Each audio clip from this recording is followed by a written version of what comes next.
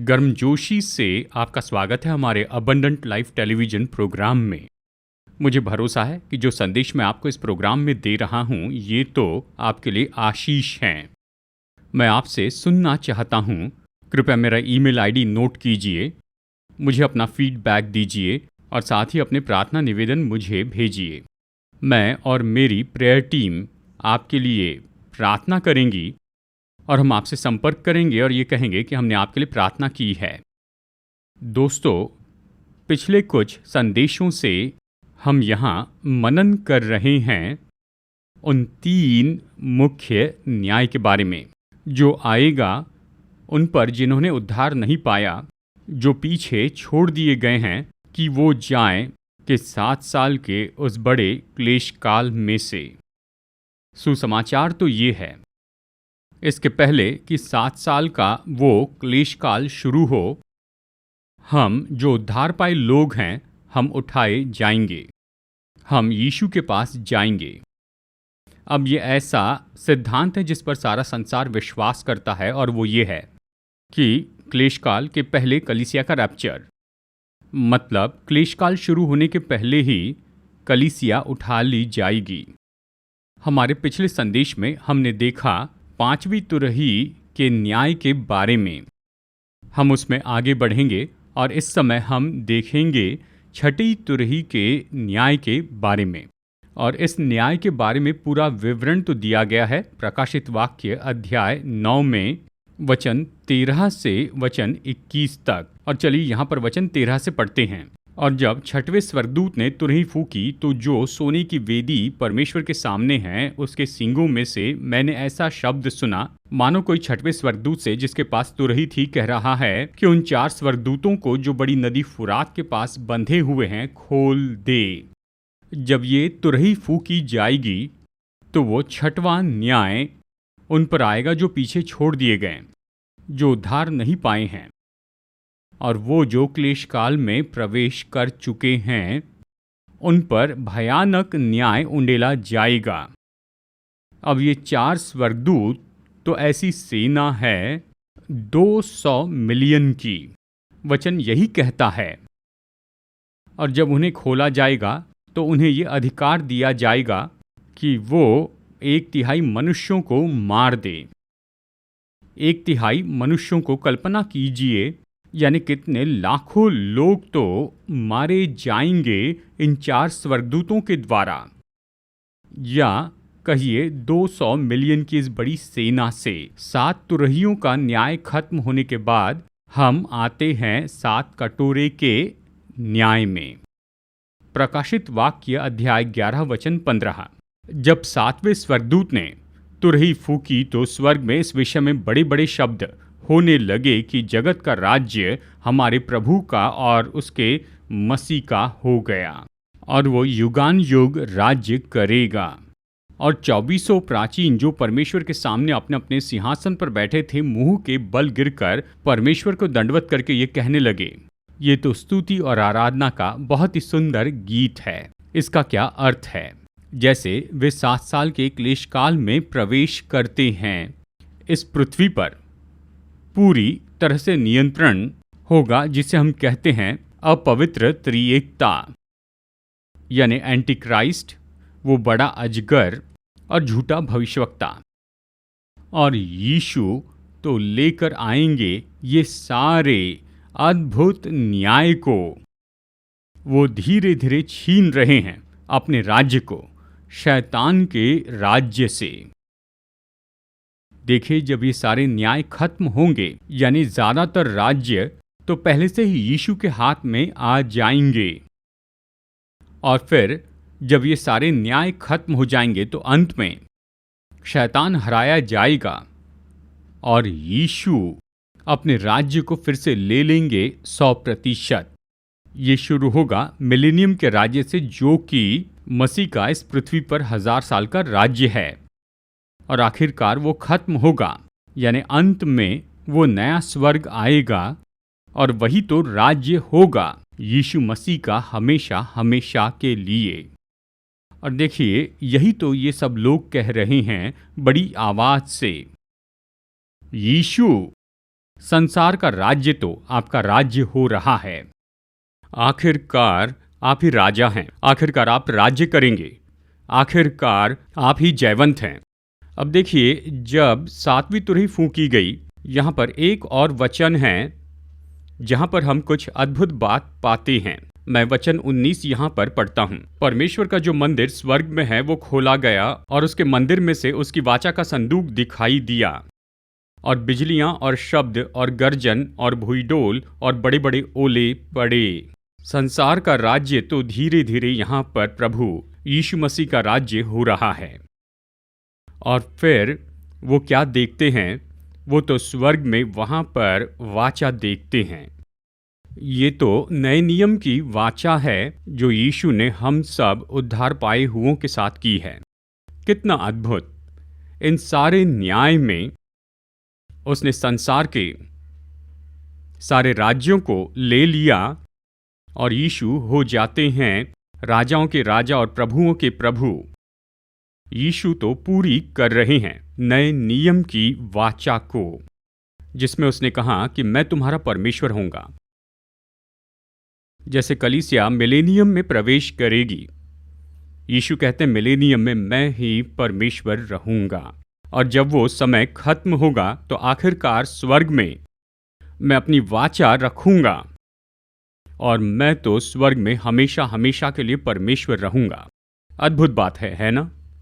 लेकिन दोस्तों, ये बात हमें तो निश्चय ही जाननी है। हम नए नियम की वाचा के बारे में कह रहे हैं। परमेश्वर ने कहा मैं तुम्हारा परमेश्वर होऊंगा और तुम मेरी प्रजा होंगे। ये ट्रीटी है।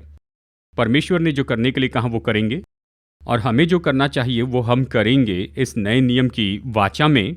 इसका मतलब हमें परमेश्वर के लोगों जैसे जीना होगा, परमेश्वर के वचन के अनुसार जीना है, परमेश्वर के उद्देश्यों को पूरा करना है। यह हमारा काम है, ये ट्रीटी है। देखिए, कोई भी वाचा नहीं होती है जब तक कि दोनों पार्टी एग्रीमेंट के लिए सहमत न हो जाएं। यीशु हमेशा अपनी प्रतिज्ञाओं में विश्वास योग्य हैं, पर हमें भी विश्वास योग्य रहना होगा। तो आइए ऐसे ही हम करें दोस्तों, आइए ऐसा ही करें। आइए नए नियम की वाचा में विश्वास योग्य रहें, जहां पर यीशु ने कहा तुम मेरी प्रजा होंगे, मेरे वचन के अनुसार चलो, पवित्र जीवन जियो, मेरे उद्देश्यों को पूरा करो पूरे संसार में और कलीसिया में और कलीसिया के द्वारा। तो चलिए दोस्तों, आगे बढ़ते हैं और हम यहाँ पर देखते हैं 7 कटोरों के न्याय के बारे में। और ये दिए गए हैं अध्याय 15 में। पहले 7 वचन तो केवल इसका परिचय है।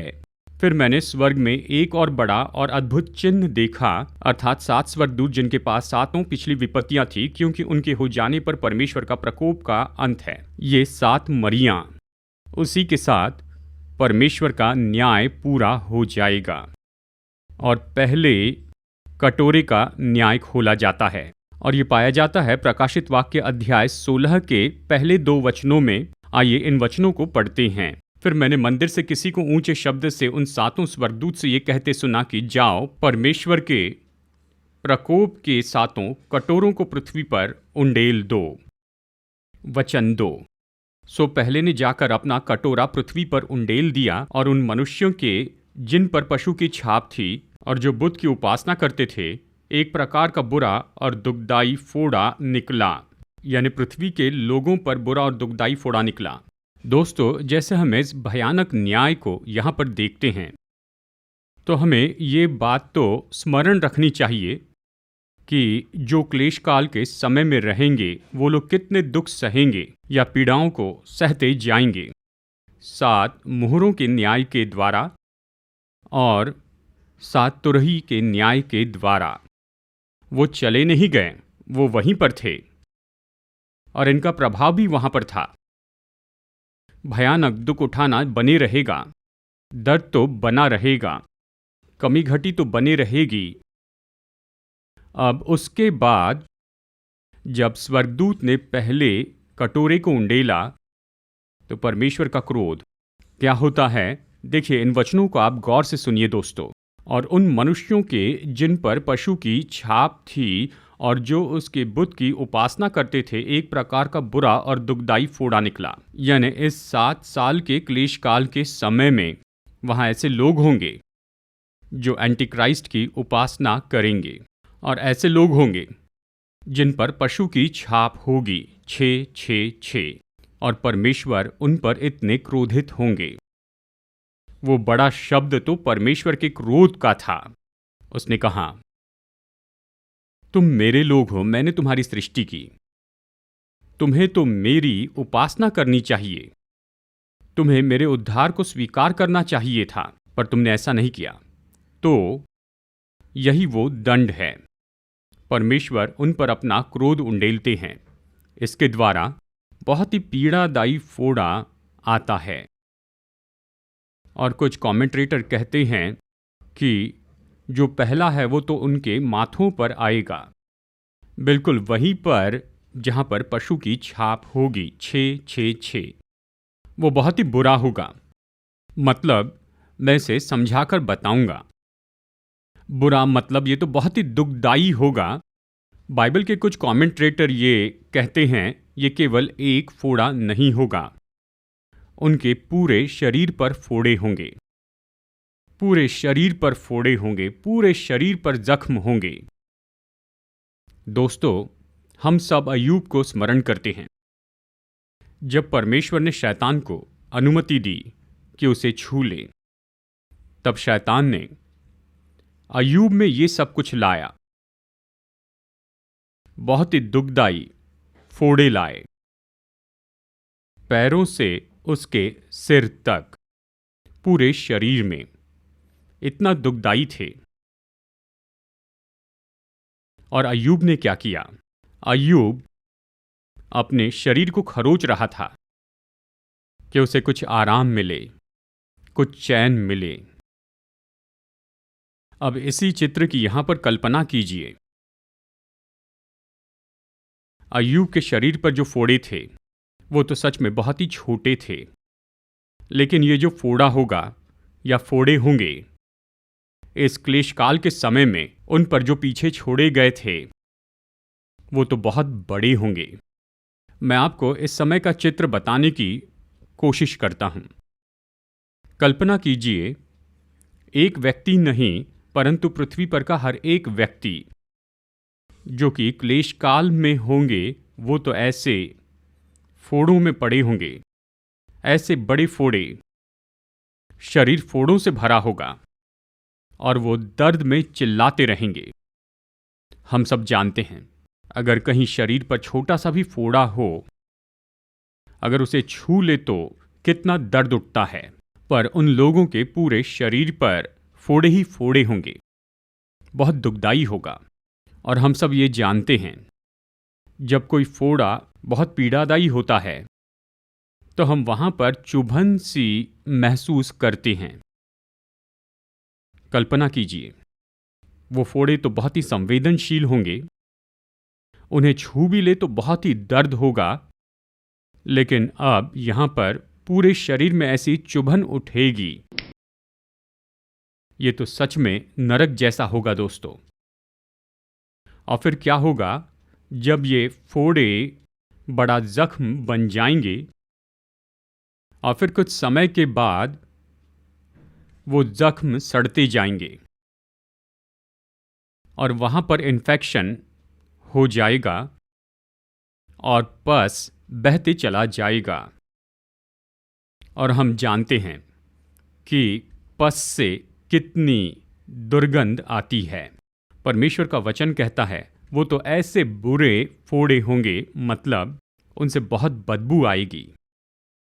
कल्पना कीजिए, आप वहां पर है और पूरी देह से बदबू आ रही है, दुर्गंध फैली है, और जानते हैं जबकि आप जिंदा ही होंगे लेकिन शरीर सड़ता जाएगा।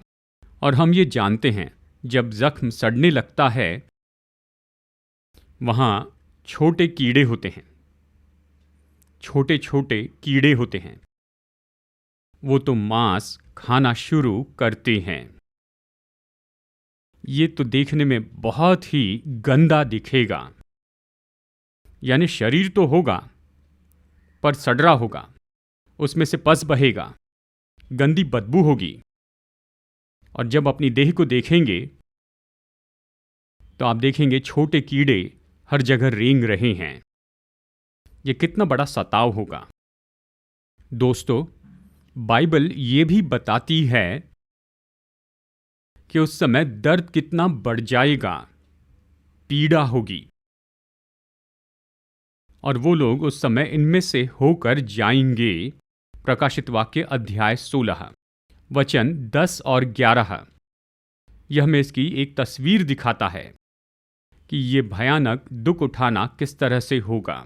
मैं आपके लिए इन वचनों को पढ़ता हूं। और पांचवें ने अपना कटोरा उस पशु के सिंहासन पर उंडेल दिया और उसके राज्य पर अंधेरा छा गया, और लोग पीड़ा के मारे अपनी अपनी जीभ चबाने लगे और अपनी पीड़ाओं और फोड़ों के कारण स्वर्ग के परमेश्वर की निंदा की और अपने अपने कामों से मन न फिराया।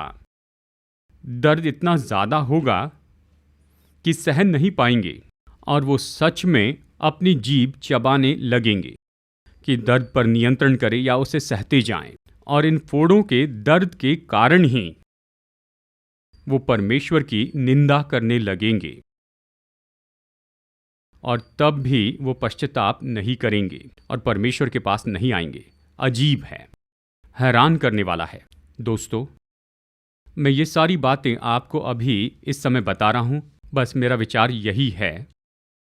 इसमें सबसे पहली बात, हमें ये निश्चित करना है कि हमारे परिवारों में हमारे बच्चे, हमारे भाई और बहन, हमारे माता पिता, चाहे परिवार के जो भी सदस्य हो, निश्चित कीजिए कि उनका उद्धार हो गया है, कि उन्होंने सच्चे उद्धार का अनुभव किया है, कि उन्होंने पापों से पश्चाताप किया है और यीशु के पास आए हैं, उससे क्षमा मांगी है, और यीशु के लहू के द्वारा वो धोए गए हैं, और यीशु को अपना व्यक्तिगत प्रभु और उद्धारकर्ता स्वीकार किया है और बपतिस्मा लिया है। ये बहुत ही महत्वपूर्ण है। हम उठाए जाएंगे और हम अपने प्रियजनों को देखेंगे। अगर उन्होंने उद्धार नहीं पाया है, वो इन यातनाओं में से जाएंगे। ये बहुत ही बुरा और पीड़ादायी फोड़ा उन पर होगा।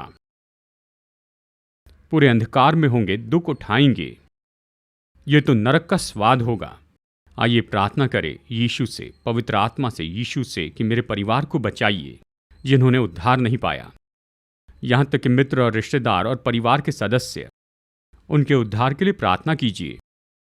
जब हमारी बात आती है तो हम कैसे तैयारी करें, हम कैसे टाल सकते हैं, उस बड़े क्लेश काल में जाने से बच सकते हैं, और उसके पहले हमें क्या करना चाहिए, हमें कैसी तैयारी करनी चाहिए कि हम रैप्चर में उठा लिए जाएं, कि ऊपर आकाश में यीशु की ओर उठाए जाएं। मैं आपको ये सब बता रहा हूं, वो प्रोत्साहन की बातें जो यीशु ने प्रकाशित वाक्य की उन 7 कलीसियाओं को दी थी। यीशु ने जो प्रोत्साहन की बातें उन्हें बताई थी, वो अभी मैं आपको बताता हूं। फिलाडेल्फिया की कलीसिया को ये चेतावनी या प्रोत्साहन की बातें दी गई है। प्रकाशित वाक्य अध्याय 3 वचन 7 से 13 में। देखिए, यहां फिलाडेल्फिया की कलीसिया के बारे में अद्भुत बात थी। यीशु ने उस कलीसिया में कोई भी समस्या नहीं देखी। वो आदर्श कलीसिया थी। किस तरह का आदर्श थी वो फिलाडेल्फिया की कलीसिया? बात तो यही है, हम जिन्होंने उद्धार पाया है, हमें इसी आदर्श का पालन करना चाहिए। हमारी कलीसिया को इसी आदर्श का पालन करना चाहिए। हमारे पास भी फिलाडेल्फिया की कलीसिया के जैसे ही आदर्श होना चाहिए। ये तो कुल 3 हैं। चलिए वचन 8 पढ़ते हैं। मैं तेरे कामों को जानता हूँ। देख, मैंने तेरे सामने एक द्वार खोल रखा है जिसे कोई बंद नहीं कर सकता, कि तेरी सामर्थ थोड़ी सी है और तूने मेरे वचन का पालन किया है और मेरे नाम का इनकार नहीं किया। नंबर 1, थोड़ी सामर्थ्य से ही उन्होंने परमेश्वर के वचन का पालन किया। थोड़ी सामर्थ्य मतलब इतने भयानक दर्द और दुखों के बीच में और सताव में उनकी सामर्थ्य काफ़ी नहीं थी।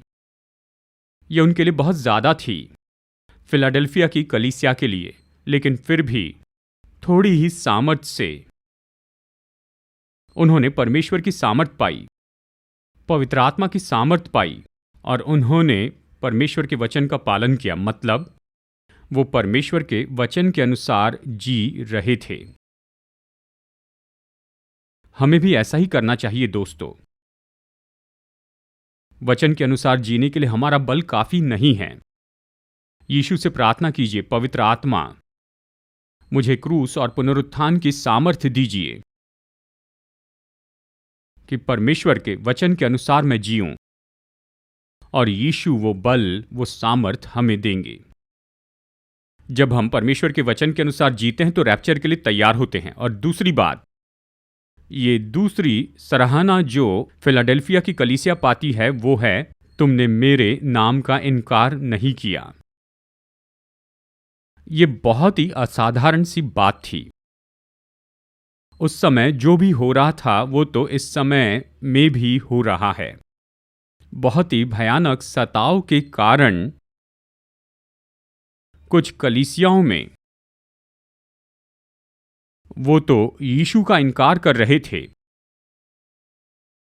वो यीशु का अंगीकार नहीं कर रहे थे। बस सताव से बचने के लिए उन्होंने कहा कि हम तो यीशु के नहीं हैं।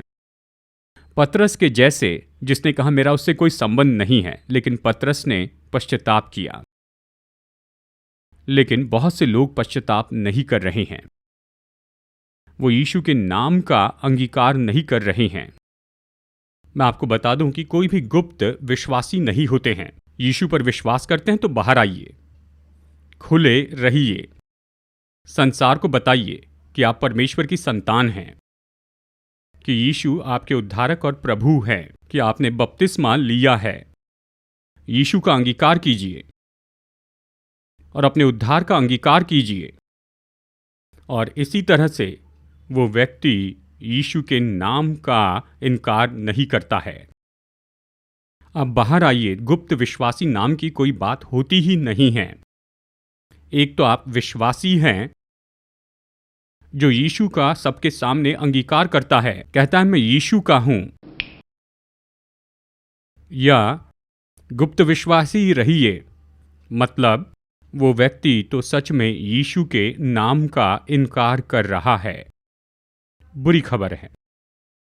और देखिए वचन 10 में फिलाडेल्फिया की कलीसिया के लिए तीसरी सराहना की बात है। तूने मेरे धीरज के वचन को थामा है, इसलिए मैं भी तुझे परीक्षा के उस समय से बचा रखूंगा जो पृथ्वी पर रहने वालों के परखने के लिए सारे संसार पर आने वाला है।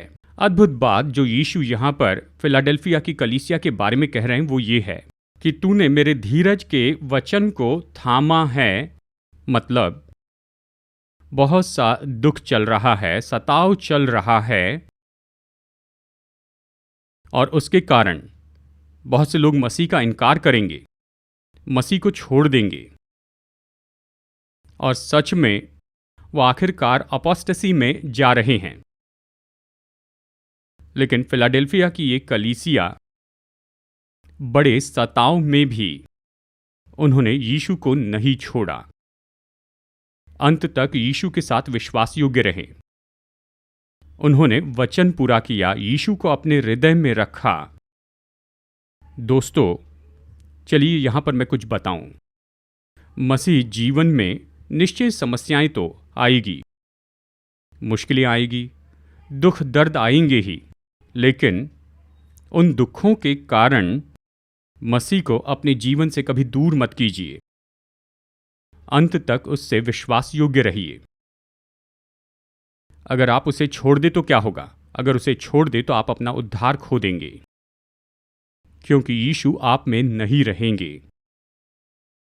कोई फर्क नहीं पड़ता चाहे दुख कितने भी बढ़ते चले जाएं, यीशु में बने रहें, उससे विश्वास योग्य रहें, उसका वचन माने, मृत्यु के समय तक, अगर मृत्यु के समय तक यीशु हम में रहेंगे तो हम उठाए जाएंगे और हम उस क्लेश काल से पूरी तरह बचेंगे।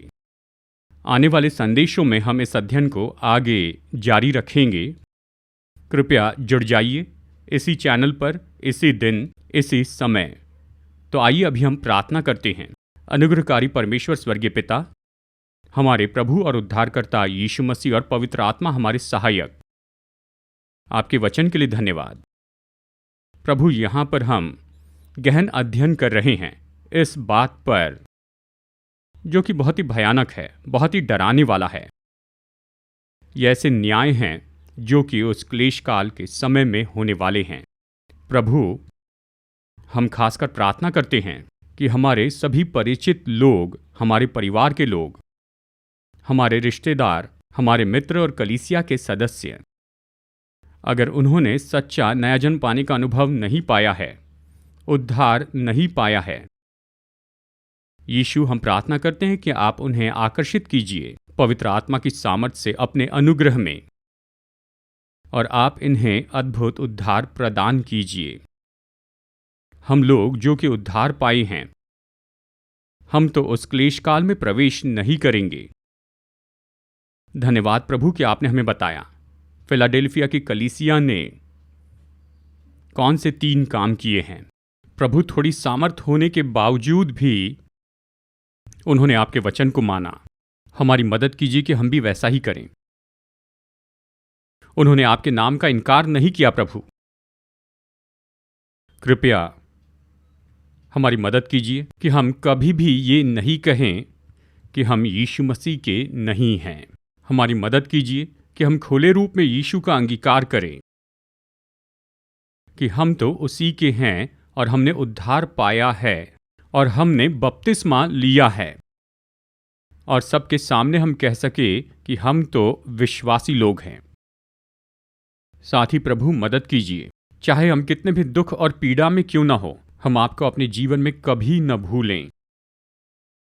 चाहे दुख और पीड़ा और यातनाएं कितनी भी ज्यादा क्यों न हो, हम अंत तक आपके साथ विश्वास योग्य रहें, और जब रैप्चर होगा तो हमें ये अद्भुत आशीष दीजिए कि हम आपके पास उठाए जाएं महिमामय देह में और आपके साथ में रहें अनंत काल में, सदा सदा के लिए। मैं हमारे उद्धारकर्ता प्रभु यीशु मसीह के नाम में प्रार्थना करता हूं, आमीन। दोस्तों, मैं भरोसा करता हूं कि जो संदेश मैंने आपको दिया है यह आपके लिए बड़ा आशीष का रहा है।